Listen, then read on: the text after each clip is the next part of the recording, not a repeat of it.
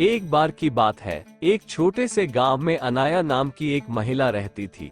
वो एक दयालु और अच्छी इंसान थी, जो हमेशा अपने और अपने परिवार के लिए अच्छी चीजें चाहती थी। अनाया के पास एक प्यारा पति और एक खूबसूरत बेटी थी, लेकिन उसकी सास शांता उसके प्रति बहुत अच्छी नहीं थी। शांता अक्सर घटिया बातें कहती थी और अनाया को दुखी करती थी। एक दिन जब अनाया बाजार में घूम रही थी, तो उसे एक विशेष दुकान मिली। दुकानदार एक बूढ़ा और बुद्धिमान व्यक्ति था। अनाया ने उससे कहा कि वह खुश रहना चाहती है और चाहती है कि उसके साथ अच्छी चीजें हों, भले ही उसकी सास निर्दयी थी। दुकानदार मुस्कुराया और उसे एक अनोखी साड़ी दिखाई। उन्होंने कहा कि यह जादुई साड़ी है और यह उसके जीवन में सौभाग्य और खुशियां लाएगा। अनाया ने जादुई साड़ी खरीदने का फैसला किया और तुरंत उसे पहन लिया। जब अनाया ने जादुई साड़ी पहनना शुरू किया, तो चमत्कार हो गया।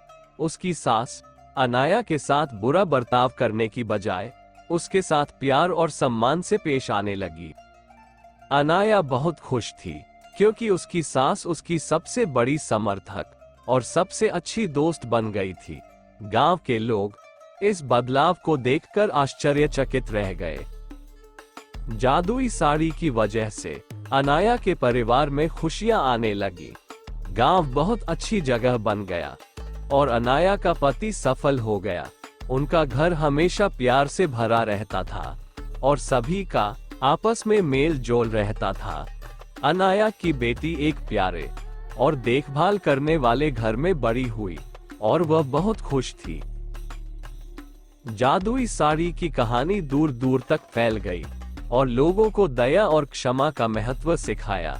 अनाया बहादुरी का प्रतीक बन गई और उसने सभी को दिखाया कि दयालु होने से बड़ा बदलाव आ सकता है, चाहे चीजें कितनी भी कठिन क्यों न लगे। और इस तरह जादुई साड़ी के साथ मिलने वाली अच्छी चीजों का आनंद लेते हुए गांव हमेशा खुशहाल रहने लगा। साड़ी ने न केवल अनाया की जिंदगी बदली, बल्कि एक महत्वपूर्ण सबक भी सिखाया कि प्यार और क्षमा मुश्किल समय में भी खुशी और चमत्कार ला सकती है। दूसरों के प्रति दयालु होने से हम उनके और हमारे जीवन में भी खुशियां ला सकते हैं।